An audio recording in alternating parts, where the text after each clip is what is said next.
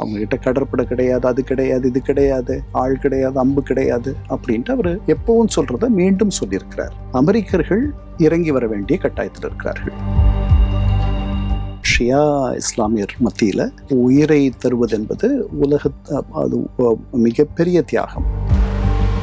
அமெரிக்க வீரர்கள் அவர்கள் கைப்பற்றப்பட்டு அந்த வீரர்களை அவர்களை கொன்று அவர்களுடைய உடல்களை தெருக்களில் 79 நடந்த இந்த இஸ்லாமிய புரட்சி, ஒரு சாதாரண ஒரு மத குருமார், ஒரு அயத்தொல்லா, அவருக்கு இவ்வளவு பெரிய ஆற்றலா? 1950களில் அதுக்கு முன்னாடியோ ஈரான்ல ஒரு தனி அரசை அமைக்க வேண்டும் என்று அவர்கள் எண்ணி தோற்று போனார்கள். 4 பேர் இறந்துட்டாங்க, ஜோர்டன்ல 3 பேர், இங்க ஒருத்தர் இறந்துட்டாங்க. இதை தடுக்கக்கூடிய ஆற்றல். சமையல் எண்ணெய் மற்றும் உணவுப் பொருள் ஏற்றுமதியில் 20 ஆண்டு கால அனுபவம் பெற்ற ஸ்டார் எக்ஸ்போர்ட் ஹவுஸ் கயல் ஆக்ரோ ஃபுட்ஸ். விகடநேயர்களுக்கு வணக்கம். ஐக்கிய நாடுகள் சபையின் முன்னாள் அதிகாரி திரு இரா கண்ணன் அவருடன் ஒரு சிறப்பு நேர்காணல். வணக்கம் சார். வணக்கம் பழனி. அமெரிக்காவுக்கும் ஈரானுக்குமான அந்த மோதல் நாளுக்கு நாள் தீவிரம் அடைஞ்சிட்டே வருது. சமீபத்தில் அமெரிக்கா அந்த டொமஹாக் அப்படி ஏவுகணை ஈரானில் இருக்கக்கூடிய மலைப்பகுதியில் மேலே ஒரு தாக்குதல் நடத்தியிருக்கு. அங்கே ஆயுதங்கள்லாம் அவங்க பதுக்கி வச்சிருக்காங்க. அங்கே ஒரு பெரிய தாக்குதல் நடத்தியிருக்கு. பாலங்கள், ரயில்வே பாலங்கள், நெடுஞ்சாலை பாலங்கள், இந்த மாதிரி பல இலக்குகளை குறிவச்சு அமெரிக்கா தாக்குதல் நடத்திட்டு இருக்கு. பதிலடியாக ஈரான் நடத்துகிற தாக்குதல் குவைத்து, ஜோர்டான், இந்த மாதிரி சில நாடுகள் மேலே தாக்குதல் நடத்துது. அதில் ஜோர்டானில் நடந்த ஒரு தாக்குதல் சமீபத்தில் ரொம்ப ஒரு முக்கியமாக பார்க்கப்பட வேண்டியது. ஜோர்டானில் ஒரு விமான தளம் இருக்குது. அதை முக்கியமாக அமெரிக்க இராணுவம் பயன்படுத்திட்டு வருது. அங்கே ஈரான் நடத்தின தாக்குதலில் 2 அமெரிக்க வீரர்கள் கொல்லப்பட்டிருக்காங்க. ஒருவர் காணவில்லை அப்படின்னு சொல்கிறாங்க. 2 பேர் காயம் அடைஞ்சிருக்காங்க. இது அமெரிக்காவில் ஒரு மிகப்பெரிய ஒரு கொந்தளிப்பை ஏற்படுத்துகிற அந்த ஒரு சூழலாக மாறி இருக்குது. அமெரிக்க ஈரான் போர் அடுத்த கட்டத்தை நோக்கி நகர்ந்துருச்சு. போர் இந்த இடத்துக்கு வரும்ன்ட்டு நான் நினைக்கல. இன்னும் கூட இந்த போர் கட்டுப்படும், 2 பேரும் பேச்சுவார்த்தை மேசைக்கு வர வேண்டி இருக்கும் அப்படின்னு தான் நான் நினைக்கிறேன். ஆனால் அது நடக்கிறதுக்குள்ளரையும் இன்னும் நிறைய விபரீதங்கள் நடக்க போகுது. முதல் கட்ட போர் இவ்வளவு நாள் நடந்தது, இந்த 10 நாள் முன்னாடி வரைக்கும். என்ன மாதிரி போர் அப்படின்னா, அது இராணுவத்திற்கும் ஆன போர். அதில் இராணுவ வீரர்கள், சீருடை அணிந்தவர்கள், ஆயுத தளங்கள், ஆயுத சேமிப்பு கிடங்குகள், ஆயுத உற்பத்தி சாலைகள், இந்த மாதிரி இலக்குகளை தாக்குறது சர்வதேச போர் சட்டத்தின் கீழ் முறையானது. இப்போ அடுத்த கட்டத்துக்கு 2 பேரும் நகர்ந்திருக்காங்க. நீங்க சொன்ன மாதிரி கட்டமைப்புகளை தாக்குவது, நீர்நிலைகளை தாக்குவது, நீர் தேக்கங்களை, நீர் தொட்டிகளை, குவைத்தில் இருக்கக்கூடிய ஒரு கடல் நீரை குடிநீராக மாற்றும் நிலையம், டீசலினேஷன் பிளான்ட். குவைத் முழுக்க அதை நம்பிதான் இருக்கு. அவர்களுக்கு தண்ணி பெருசா கிடையாது. அதனால அவர்கள் இந்த மாதிரி நிலையங்களை நிறுவியிருக்காங்க. அந்த நிலையம் ஒன்று ஈரான் தாக்கிடுச்சு. ஈரானில் நீங்க சொன்னபடியே அமெரிக்கர்கள் பாலங்கள், சேமிப்பு கிடங்குகள், ட்ரோன் தயாரிப்பு கூடங்கள், இந்த மாதிரி தாக்குறதா சொல்றாங்க. இந்த கட்டமைப்புகளை தாக்குவது என்பது, அதாவது குடிமை கட்டமைப்புகள், சிவிலியன் இன்ஃப்ராஸ்ட்ரக்சர், அதை தாக்குவது என்பது சர்வதேச போர்க்குற்றம். அதை 2 பேரும் பண்ணக்கூடாது. இதற்கு முன்னாடியே 2 தரப்புமே பண்ணியிருக்கு. அது திட்டமிட்டு பண்ணது கிடையாது. திட்டமிடல் இல்லாம ஒரு துல்லிய தாக்குதல் நடத்தும் பொழுது அது அவ்வளவு துல்லியமா அந்த தாக்குதல் விழாது. பக்கத்துல வேற ஒரு இடத்துல கொலாட்ரல்னு சொல்லுவோம், அப்படி போய் இணையாக வேற ஒரு இடத்தை தாக்கிடும். அந்த இடம் ஒரு குடிமை இடமா இருக்கும். தொடக்கத்துல உங்களுக்கு ஒரு பள்ளியில இருந்த சிறுவர்கள் எல்லாம் அமெரிக்கர்கள் கொன்றுட்டாங்க. அது திட்டமிட்டு பண்ணலை அப்படின்னு நான் நினைக்கிறேன். அதனாலதான் அது அந்த நேரத்துல ஒரு சர்ச்சையாச்சு. அது ஒரு பெரிய போர்க்குற்றமாக யாரும் அதை அது வரைக்கும் சொல்லலை. இப்போ அப்படி இல்லாம கட்டமைப்புகளை 2 பேரும் தாக்குறாங்க. அமெரிக்கர்கள் தொடங்கியிருக்காங்க. ஏன்னா அவர் பரிதவிக்கிறார், இவங்களை எவ்வளவு அடிச்சாலும் இவங்க வழிக்கு வரமாட்டேன்றாங்களே, என்ன பண்றதுன்ட்டு. அதனால அடிகளை அவர் அதிகப்படுத்துகிறார். மிக கனமான, மிக பலமான அடிகள். நேற்று 9வது நாளாக தொடர்ந்து அமெரிக்க தாக்குதல்கள் நடந்திருக்கு. 3 மணி நேரம் தாக்குதல்கள். கரையோர பகுதிகள், அவர்களுடைய ஆயுத கிடங்குகள், அவங்களுடைய இராணுவ தரவிறக்கம் செய்தல், டீக்ரேட், அவங்களுடைய மிலிட்ரி கேப்பபிலிட்டிஸ், இராணுவ ஆற்றலை தரவிறக்கம் செய்வது, அவர்களை நிராயுதபாணியாக மாற்றுவது, அவர்களை ஒரு கையெறு நிலையில் தள்ளுவது, இதைத்தான் அமெரிக்கர்கள் செய்கிறார்கள். அதுக்கு பதிலாக இவங்க என்ன பண்றாங்க, வளைகுடா நாடுகள் பக்கத்துல இருக்கு, அங்க இருக்கக்கூடிய அமெரிக்க தளங்கள், வீரர்கள் இதெல்லாம் தாக்கிட்டு இருக்காங்க. அதுல தான் ஜோர்டன் வந்து இப்போ சமீப காலமாக நிறைய தாக்குதல்களை சந்திச்சிட்டு இருக்கு. நீங்க சொன்ன மாதிரி 2 பேர் இறந்துட்டாங்க. 2 பேர் இல்ல, இன்னும் 2 பேரும் இறந்துட்டாங்க. இப்போ 18 பேர் மொத்தமா இறந்திருக்காங்க. அந்த பழைய தாக்குதல்ல பிப்ரவரி 28 தொடங்கின தாக்குதல் இதுவரையும் 18 பேர் 16 பேர் இறந்தாங்க. இந்த 10 நாள்ல இன்னும் 4 பேர் இறந்திருக்காங்க. அந்த 4 பேர்ல ஒருத்தர் ஈராக்ல இறந்திருக்கார். மீதி 3 பேர் ஜோர்டன்ல நடந்த தாக்குதல். முதல்ல 2 பேர் இறந்தாங்க. அதுல வந்து ஒருத்தர் காணாத போனார். அவரை இப்ப கண்டுபிடிச்சிட்டாங்க. அவருடைய உடல் எச்சங்களை கண்டுபிடித்திருக்கிறார்கள். Bodily remains. அவர் இறந்துட்டார். அது 3 ஆச்சு. ஈராக்ல, வட ஈராக்ல குர்திஸ்தான்னு ஒரு பகுதி இருக்கு, குர்திகள் இருக்கிற இடம். அந்த இடத்துல அமெரிக்க தளங்கள்லாம் இருக்கு. அங்க வந்து ஒரு கீழே விழுந்த ஒரு குண்டை அதை வந்து டீட்டோனேட், அதை வந்து வெடிக்க செய்யாமல் செய்யும் பொழுது அவர் அதை பண்ணிட்டு இருக்கும் பொழுது ஒரு விபத்துல இறந்து போயிட்டார். இப்போ 18 ஆயிடுச்சு. இவர்களெல்லாம் வந்து ஈரான் ஒரு அணுசக்தியாக மாறக்கூடாதுன்றதுக்காக தங்களுடைய இன்னுயிரை தந்திருக்கிறார்கள் அப்படின்ட்டு அமெரிக்க அதிபர் நேற்று சொல்லிட்டார்.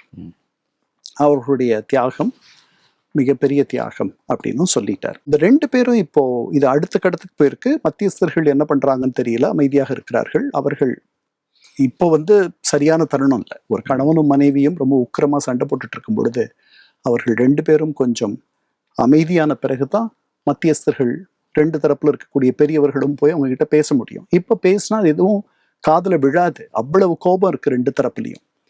அவர் சொல்லிட்டாரு, மொஜ்தபா கமேனி வந்து சொல்லிட்டாரு, இது அமெரிக்கர்கள் நடந்துக்கிற விதத்தை பார்க்கும் பொழுது அமெரிக்க அதிபர் போடுற கையெழுத்து ஒன்றுக்கும் பயனில்லைன்னு தெரியுது. அதை விட ஒரு செல்லா கையெழுத்து உலகத்துல இருக்க முடியாது அப்படின்லாம் அவர் ரொம்ப ஆமா அப்படின்னு சொல்லிட்டார். இந்த நிலை இன்னும் கொஞ்ச நாள் தொடரும். சில வாரங்கள் தொடருமா, சில மாதங்கள் தொடருமான்னு தெரியல. இவர்கள் தரப்புல நேற்று அதிபர் ட்ரம்ப் சொல்லியிருக்கிறது, அவங்க கிட்ட கொஞ்சம் ட்ரோன் இருக்கு, கொஞ்சம் ஏவுகணைகள் இருக்கு, மற்றபடி எல்லாமே நாங்க அழிச்சிட்டோம். அவங்க கிட்ட கடற்படை கிடையாது, அது கிடையாது, இது கிடையாது, ஆள் கிடையாது, அம்பு கிடையாது அப்படின்ட்டு அவர் எப்பவும் சொல்றத மீண்டும் சொல்லியிருக்கிறார். 2 தரப்புமே மிகப்பெரிய நெருக்கடியில் இருக்கிறார்கள். வெளியில இவ்வளவு வீராப்பா 2 பேரும் பேசிக்கிட்டாலும் கூட அமெரிக்கர்கள் இறங்கி வர வேண்டிய கட்டாயத்தில் இருக்கிறார்கள். ஈரானியர்களுக்கும் அதே தான் நிலைமை. ஜூலை 20 2 வாரத்துக்கு முன்னாடி ஜூலை 5 அன்னைக்கு இவர்கள் சண்டை போடாம இந்த இடைக்கால ஒப்பந்தம் 60 நாளுக்கு வந்தபோது வான்ஸ் துணை அதிபர் சொன்னது, அவங்க எண்ணெய் விலை உலக சந்தையில குறைஞ்சதுன்னா அது ஈரானை பலவீனப்படுத்தும். அப்படித்தான் ஆச்சு.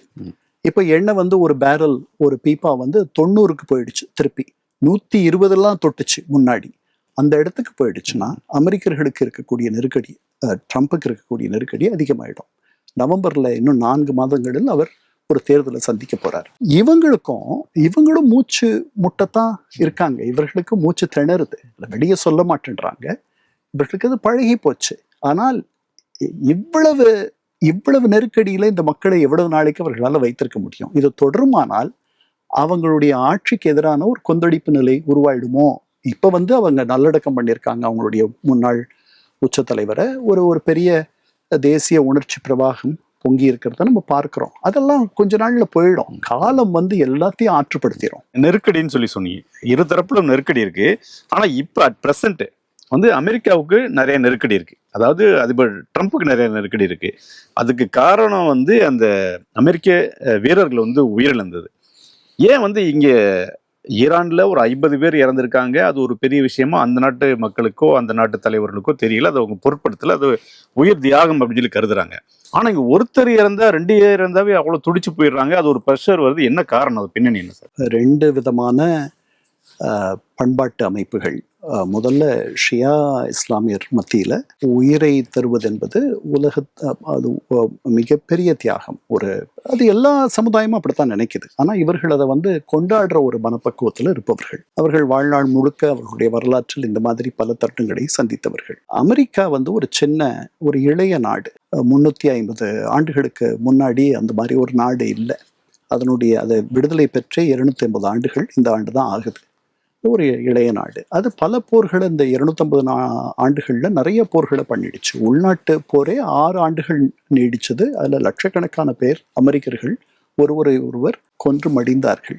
அதெல்லாம் ரத்த ஆறுகளை எல்லாம் கடந்துதான் வந்திருக்கு. வியட்நாமுக்கு பிறகு, இந்த 70களுக்கு பிறகு அமெரிக்கர்கள் மிகப்பெரிய உடல், பொருள், ஆவி இதையெல்லாம் இழக்கிற ஒரு நிலைக்கு அவர்கள் போகாத இருக்கிறதுக்கு எவ்வளவு முடியுமோ பார்த்துக்கிட்டாங்க. சொமாலியாவில் வீரர்களை இழந்தார்கள், ஆப்கானிஸ்தான்ல இழந்தார்கள், 2400 வீரர்களை இழந்துட்டாங்க தாலிபானை அடக்கிற முயற்சியில் 20 ஆண்டுகள்ல. வியட்நாமில் 60,000 வீரர்களை இழந்தார்கள் 20 ஆண்டுகள்ல. இங்க 2400 தான், அதே 20 ஆண்டுகள்.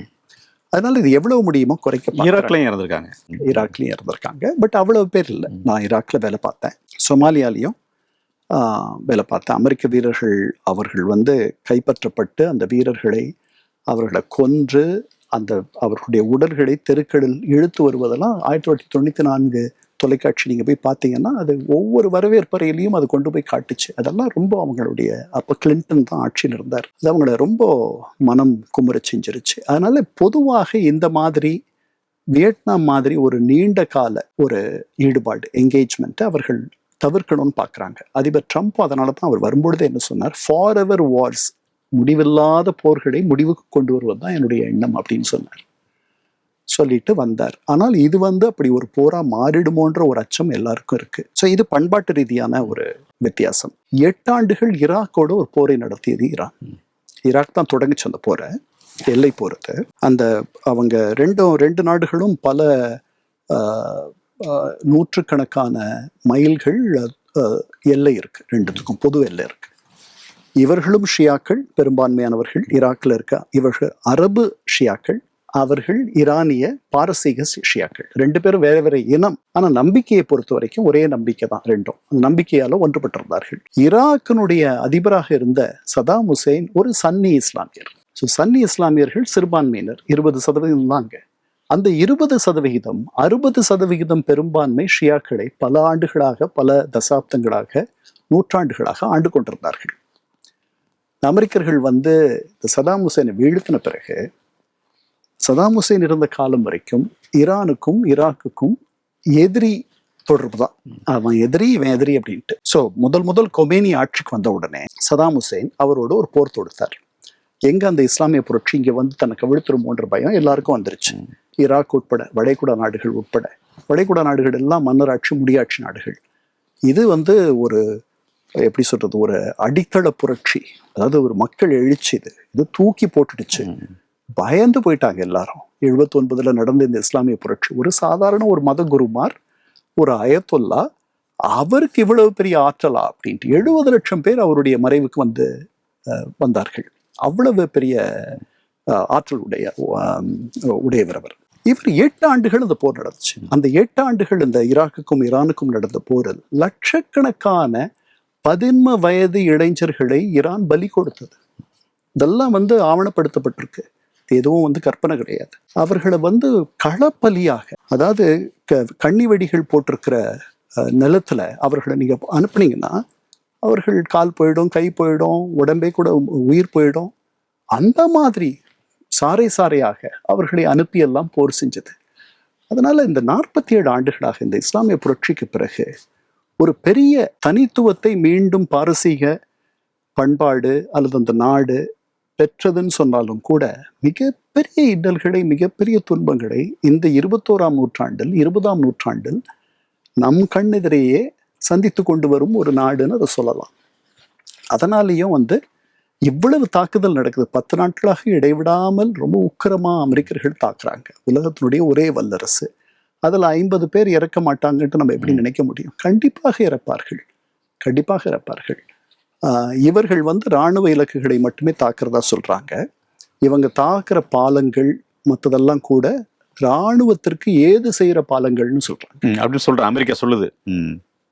அப்படித்தான் சொல்லி இது போர்க்குற்றம் இல்லைன்னு காட்ட முடியும். அதை நிரூபிக்கணும் பின்னாடி. அப்படி வந்துச்சுன்னா அமெரிக்கர்களுக்கு எதிராக போர்க்குற்றம் வரும் அப்படின்ட்டு நான் இப்ப நினைக்கல. ஆனால் காலம் நாட்சி ஜெர்மனிக்கு எதிராக ஒரு விசாரணை ஆயம் அமையும், ஒரு நடுவர் மன்றம் அமையும். அது நியூரம்பர்க் ட்ரையல்ஸ், நியூரம்பர்க் விசாரணைகள். அது அவர்களெல்லாம் குற்றவாளிகள்னு சொல்லும், நாட்சி குற்றவாளிகள்னு சொல்லும். அப்படின்னு யாராவது நினைச்சு பார்த்துருக்க முடியுமா? ஹிட்லர் தற்கொலை பண்ணிக்குவார்னு யாராவது நினைச்சு பார்த்துருக்க முடியுமா? அல்லது முசோலினியை எந்த முசோலினியை இத்தாலியர்கள் கொண்டாடி தீர்த்தார்களோ அதே முசோலினியை சுட்டு கொன்று அவரை தலைகீழாக தொங்க விட்டதை வரலாறு பார்த்தது. அதனால எதுவும் நடக்கலாம். ரொம்ப துயரப்படுறாங்கன்ற இதை குறிப்பிட்டு சொன்னீங்க.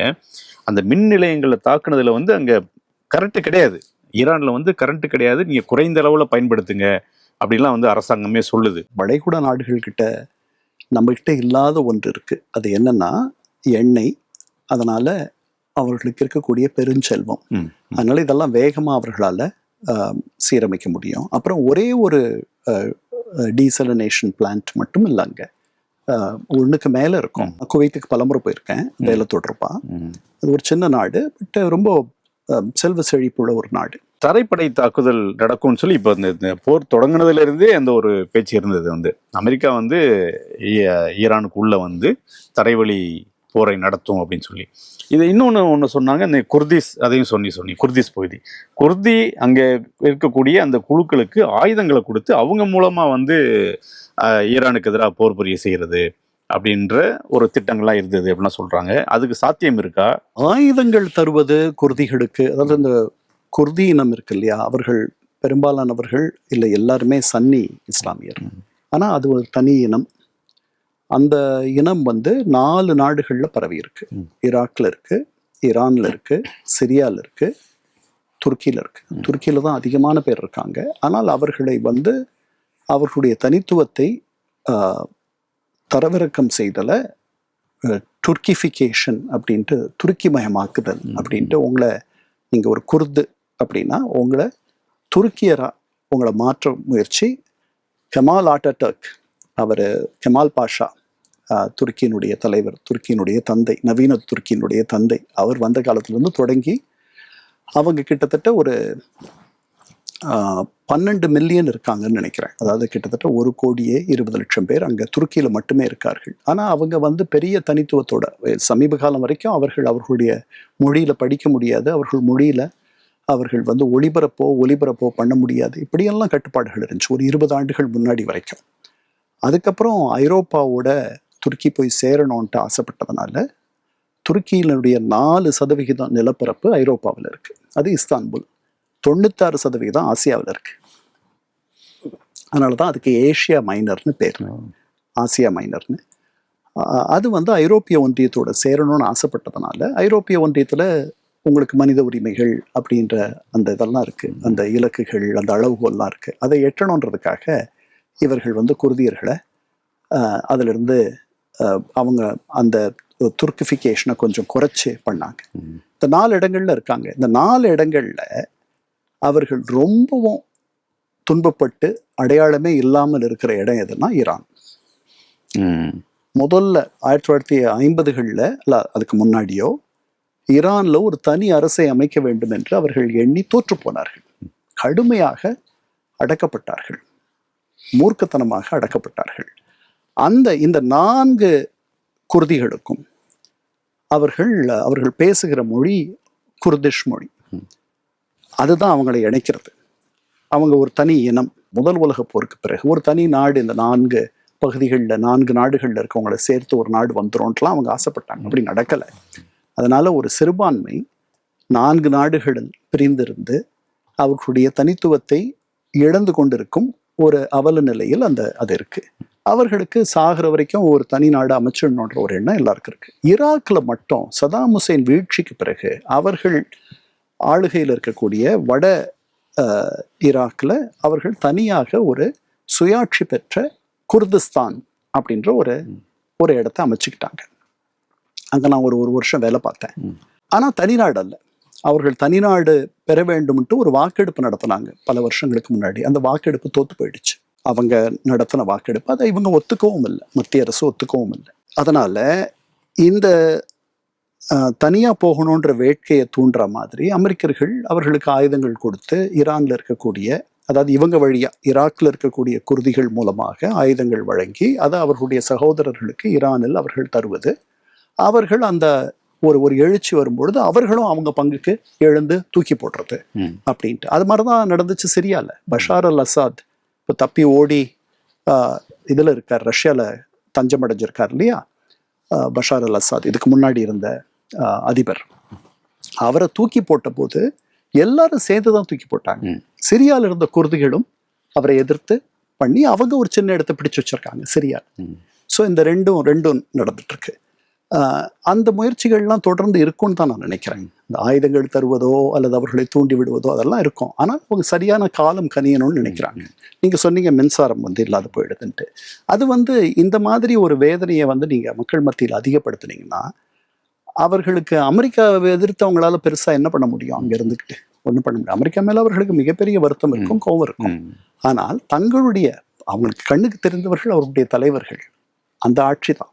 அந்த ஆட்சி மேல அந்த கோபம் திரும்பலாம். சாப்பிட்றதுக்கு வழி இல்லைன்னு ஏற்பட்டது தான் பிரெஞ்சு புரட்சி இல்லையா? அதனால மனிதனுக்கு அடிப்படையில் உடை, உறையுள், உணவு, இருப்பிடம் இதெல்லாம் தேவை இல்லையா? அதனால அந்த மாதிரி கூட இருக்கலாம். இது எவ்வளவு நாள் நடக்கும் இந்த தாக்குதல்கள், எப்படி போகும்? இது வரைக்கும் ஐரோப்பிய தலைவர்கள் யாரும் பேசலை, மத்தியஸ்தம் செய்கிறவர்கள பெருசா யாரும் பேசலை. உலக நாடுகள் எதுவும் பண்ண முடியாத கையை கட்டிக்கிட்டு வேடிக்கை பார்த்துட்டு இருக்காங்க. அந்த மாதிரி இந்த ரெண்டு தரப்புமே அவர்கள் யாருடைய கட்டுப்பாட்டுக்கும் யாருடைய பேச்சுக்கும் செவி செய்யாத அளவுல அந்த உச்சத்துல இருக்காங்க ரெண்டு பேரும். ஹோர்முஸ் நீரிணையே அவங்க அந்த கட்டுப்படுத்துறதுல அந்த அந்த நிலைப்பாட்டுல இருவருமே இன்னும் உறுதியா தான் இருக்கிறாங்க. ஆமா, அதாவது இது ஒரு வஜ்ராயுதம். இந்த வஜ்ராயுதம் உங்ககிட்ட இருக்கணுமா என்கிட்ட இருக்கணுமான்ட்டு அவர் நேற்று கூட சொல்லியிருக்கு. நேற்று அவரோ அல்லது அமெரிக்கர்கள் சொல்லியிருக்காங்க, ஹோர்முஸ் முழுக்க எங்க கட்டுப்பாட்டில் இருக்கு. நாங்கள் 6 கப்பல்களை வேற திசைக்கு மாற்றி அனுப்பினோம், ஒரு கப்பலை முடக்கிட்டோம் அப்படின்லாம் நேற்று கூட அவங்களுடைய செய்தி குறிப்பு ஒன்று சொல்லுது. அவங்க 4 கப்பலை நாங்கள் முடக்கிட்டோம் அப்படின்னு அவங்க ஏதோ சொல்றாங்க. அது ஒரு சிறிய நீரிணைனாலும் கூட இந்த போர்ல ஈரானியர்கள் அதனுடைய முக்கியத்துவத்தையும் அது தங்களுடைய அணுசக்தியாக அவர்கள் இருந்தா கூட இவ்வளவு ஒரு ஆற்றல் அவங்களுக்கு இருந்திருக்குமான்னு தெரியல. இந்த ஹோர்முஸ் நீரிணை உலகத்தையே ஸ்தம்பிக்க வைக்கிற அளவுக்கு இருக்கு. அதனால அதை யார் எடுத்துக்கிறது? இந்த ஹோர்முஸ் நீரிணைக்கு மாற்றா வேற சில பாதைகள்லாம் இந்த செங்கடல் இருக்கு இல்லையா, அது வழியா கொஞ்சம் போகலாம். இதுலதான் நிறைய இவ்வளவு நாள் போயிட்டு இருக்கு. அதுக்கு மாற்று ஏற்பாடுகளை அது பண்றதுக்கு நிறைய நாள் ஆகும், ஆண்டுகள் ஆகும். அதை ஐக்கிய அரபு அமீரகங்கள் பண்ண ஆரம்பிச்சிட்டாங்க. அவங்க ஒரு கீழே கடலுக்கு கீழே குழா போட்டு இதை கடந்து இது வழியா போகாத கடல் வழியாகவே குழாய்கள் மூலமாக தங்களுடைய எண்ணெயை ஏற்றுமதி செய்வதற்கு அதுக்கு பல ஆண்டுகள் ஆகலாம். அது வரைக்கும் இந்த நீரிணையை தான் நம்ம பயன்படுத்தணும். தாக்குதல்ன்றது 2 தரப்புலையும் ஒரு தீவிரமா போகுது. இது எந்த கட்டத்துல போய் நிக்கும்னு நினைக்கிறேன்? என்ன எவ்வளவு நாள் அது போகணும்? நீங்களே சொன்ன மாதிரி அமெரிக்க உயிர்கள் இன்னும் தொடர்ந்து இந்த மாதிரி பலியானால் அது மிகப்பெரிய நெருக்கடியை அவருக்கு கொண்டு வந்துடும். அதனால இது 18 என்பது தாங்கக்கூடிய ஒரு இடத்துல இருக்கு. இதே 50களில் 100களில் மாறுது அப்படின்னா பெரிய எதிர்ப்பு குரல் தெருக்களிலெல்லாம் சாலைகளிலெல்லாம் மக்கள் இதை எதிர்க்கிற அளவுக்கு வந்துடும். அதை அவரால் தாங்க முடியுமா? அவர் அதனால தான் அவர் எடுக்கிற முடிவுகளை அடுத்த நாளே மாற்றிடுறார். சில நேரங்களில் அவருக்கு வர எதிர்ப்பை ஒட்டி 20% வரி போடுவேன் அப்படின்னாரு அதை பயன்படுத்துறதுக்கு. அதுக்கப்புறம் பல பேர் இது அவங்கள போடக்கூடாதுன்னு சொல்லிட்டு நீங்கள் போட்டால் என்ன நியாயம்ன்ட்டு அவருக்கு இந்த மாதிரி ஒரு அடிப்படை ஒரு செய்தியை கூட அவருக்கு தெரியப்படுத்தின பிறகுதான் அவருக்கு அது புரியுது. அந்த மாதிரி தான் தோணுது எனக்கு. உடனே அப்புறம் மாத்திக்கிறார். அதனால அந்த மாதிரி எதேனும் நடக்குமானால் இப்ப இவங்க இதையும் கண்டுபிடிச்சிட்டாங்க. 4 பேர் இறந்துட்டாங்க, ஜோர்டன்ல 3 பேர், இங்க ஒருத்தர் இறந்துட்டாங்க. அப்ப இந்த மாதிரி தாக்குதல்கள் தொடர்ந்து வரும். இதை தடுக்கக்கூடிய ஆற்றல் அமெரிக்கர்கள் பக்கம் குறைஞ்சிக்கிட்டே இருக்குன்ற மாதிரி ஒரு செய்தி. ஆயுதங்கள் இல்லை, அந்த அந்த அந்த தடுப்பான்களெல்லாம், அந்த இன்டர்செப்டர்ஸ் இருக்குல்ல, அதையெல்லாம் தாண்டி ஈரானியர்கள் அவங்களுடைய ஏவுகணைகளை இயக்குவதற்கு தெரிந்து வைத்திருக்கிறார்கள் அப்படின்ட்டு. அதனாலதான் ஒரு சீன பழமொழி உண்டு, உன்னுடைய எதிரியோடு அடிக்கடி சண்டை போடாத, உன்னுடைய யுக்திகளை எல்லாம் அவன் கற்றுக்கொள்வான். சரி சார், மிக்க நன்றி. முன்னேறத்துக்கும் கருத்துக்களுக்கு மிக்க நன்றி. 20 ஆண்டுகளாக உலக நாடுகளுக்கு உயர்தர சமையல் எண்ணெய் மற்றும் உணவுப் பொருட்கள் ஏற்றுமதியில் இந்திய அரசின் ஸ்டார் எக்ஸ்போர்ட் ஹவுஸ் அங்கீகாரம் பெற்ற கயல் ஆக்ரோ ஃபுட்ஸ்.